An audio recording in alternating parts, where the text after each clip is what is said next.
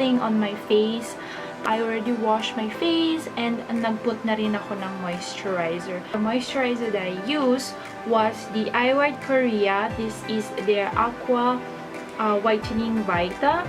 You can buy this at Watson's or even SM department store in the Philippines.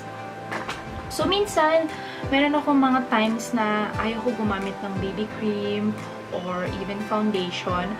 But, kung gagamitin ko ang BB cream or foundation, I will use BB cream more kasi I feel mas, mas light and mas suitable siya for student.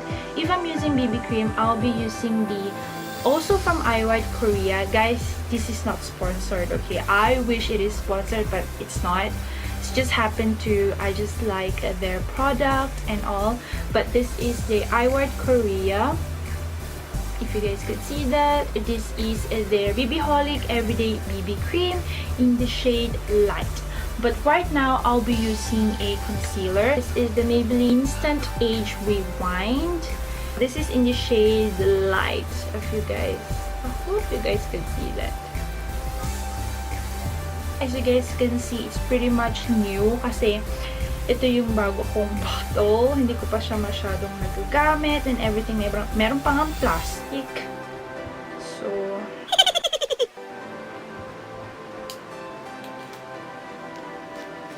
kung first time nyo to gamitin, you just have to roll it. Like, parang i-twist mo lang siya, then meron siyang lalabas na product. But right now, walang lumalabas. Kailangan mo yata i-twist ng madami.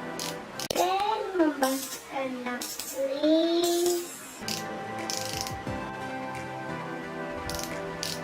Ano ba to? Spoil ba to? Ayun, meron na. Oh, see? Meron na siyang lumabas na product. A bit more pa ng konti. Then, you just apply it under your eyes. So, normally, nilalagay ko lang sa under my eyes. Sorry guys kapag hindi ako nakatingin sa inyo kasi nakatingin ako directly here kasi nandito yung mirror ko. But, hope you guys don't mind. So, ganito lang pag-apply. Medyo makapal yung consistent ng Age Rewind. So, medyo kinapalan ko lang siya. Kasi hindi tayo mag-funda ngayon. So, itatali ko lang yung hair ko, guys. Kasi, lumilipad ang aking mga buhok. So, gagamit lang ako ng brush. And the brush that I'll be using, pwede kayo gumamit ng brush nyo ng pang concealer. Or pwede rin kayo gumamit ng foundation brush nyo.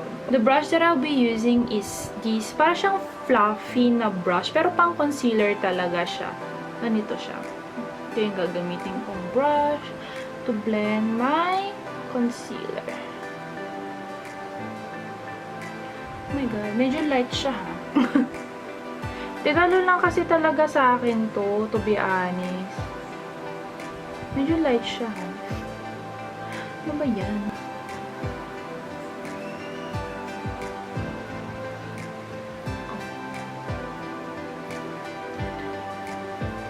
Okay.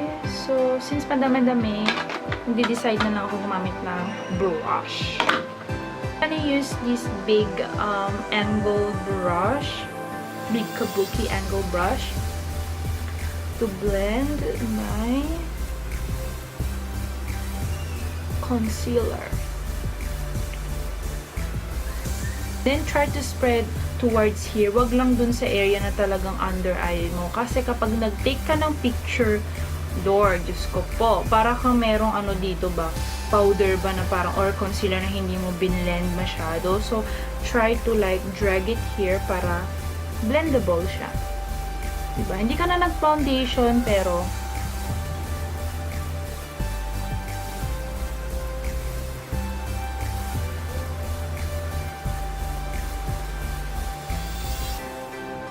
okay. So, ka-apply din ako this in, ano bang tawag dito? Basta dito sa gilid ng aking lips. Para hindi siya masyadong dark. Kasi minsan nagda-dark ako dito. And then here as well. And then, I think I'm okay. Yeah, I'm okay na. Same thing, I'm just gonna use the same brush to apply.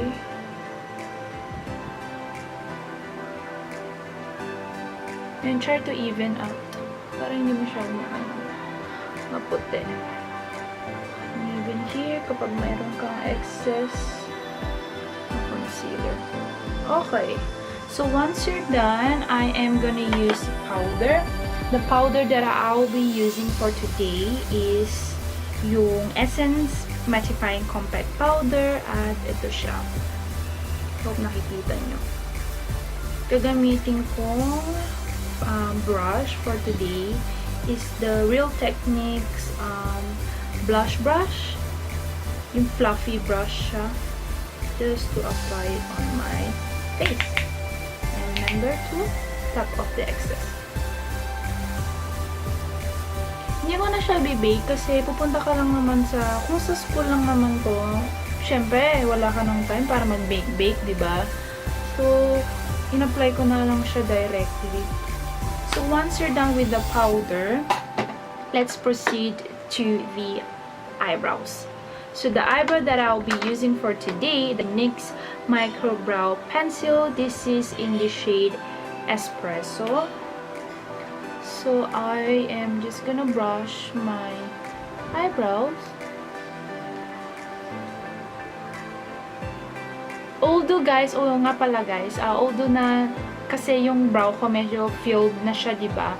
Because I did embroidery, kaya medyo filled na siya. But this was 2 years ago. And I hope you guys don't mind because hindi ako masyado nakapag-linis ng aking eyebrows. Kaya medyo madumi. If embroidery yung eyebrows nyo or tattooed yung eyebrows nyo, you can just proceed with the NYX Tinted Brow Mascara. Hindi nyo na kailangan mag-drawing and everything. But for those people who need to draw their eyebrows, you can use this kind of pencil. Hindi ko masyadong gusto yung pencil. Mas gusto ko yung ano niya, yung retractable na parang ganitong eyebrow product. But for me, if it's just for school, I'll just proceed on to the Tinted Brow Mascara para mas madali and mas natural siya tignan. So, I'll just like to feel parang mas fuller pa rin tignan yung eyebrows ko. So, this is how it looks like kapag fuller na siya.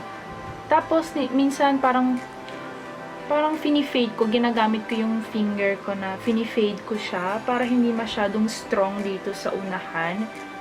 So, after that, I'll proceed to the bronzer. Kasi yung face ko medyo pabilog, kaya kailangan ko talaga ng bronzer. Pero, hindi naman kailangan na sobrang bronzer. I'll be using the e.l.f. Contouring and Bronzing Powder. This is in the shade Saint Lucia. I'll be using this bronzer to bronze my face. Same thing, I'll be using the Real Techniques blush brush and then just tap off the excess and just bronze your face. Ang ginagawa ko is parang pakonti-konti lang kasi medyo matapang kasi siya eh. So, pakonti-konti lang ginagawa ko para hindi masyadong tapang kaagad yung sa face ko. So, dito din sa forehead, the other side of the face. Yun pala eh, tumingin-tingin pa ako dito. Meron namang mirror. Te, pinahirapan mo pa sarili mo. Sorry guys ha, medyo magulo kasi ako. Don't forget the jaw. Kasi dito tayo parati merong double chin. So don't forget that. If you guys could hear my mom, I'm so sorry for that guys. Because they are eating right now and I'm still here like filming. So yeah. Hindi naman kailangan masyadong makapal. Kasi sa school ka lang naman. Saka, kahit naman sa work, pwede din naman to. Natural lang. And then, kukontour ko yung aking nose para gamitin ko tong angled brush. Pero mas manipis tong angle na to.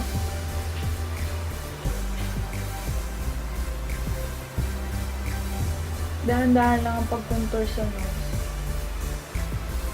Okay.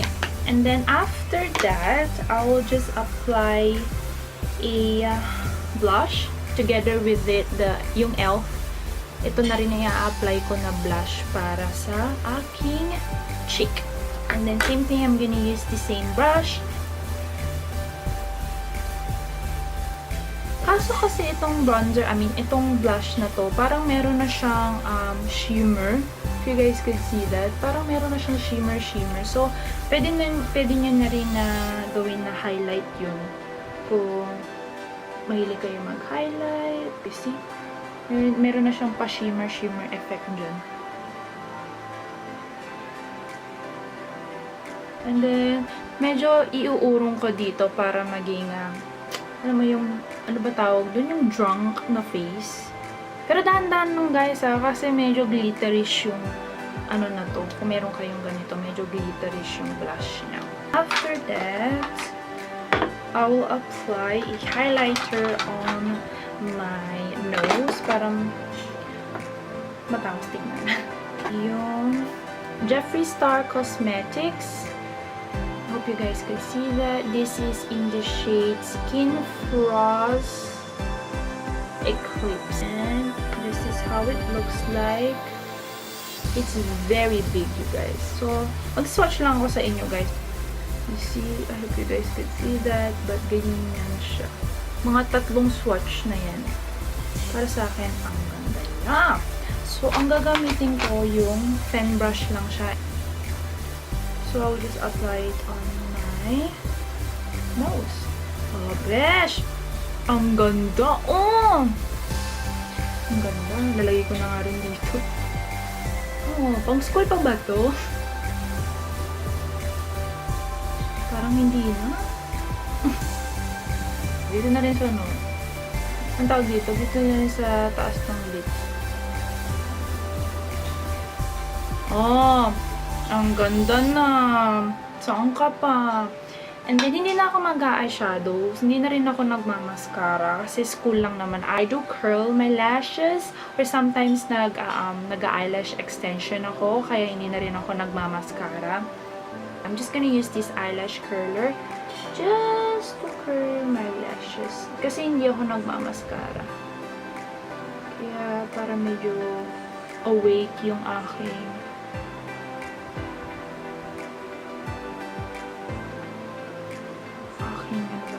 mata.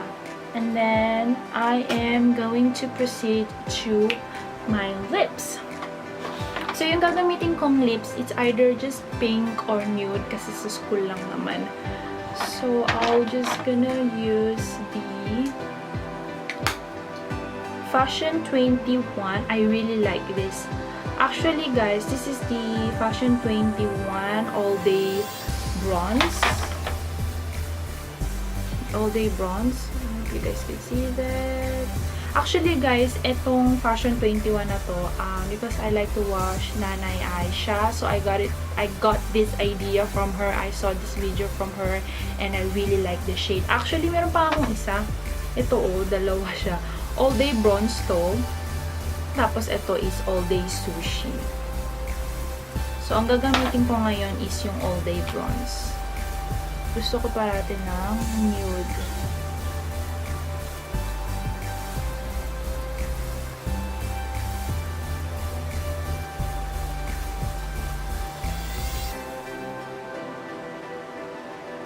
Tapat na naman ako dun sa salamin. Meron na nga akong salamin dito. Medyo dry kasi yung lips ko. So guys, I advise you to use lip balm before you proceed to your makeup. Para hindi dry tignan yung lips nyo.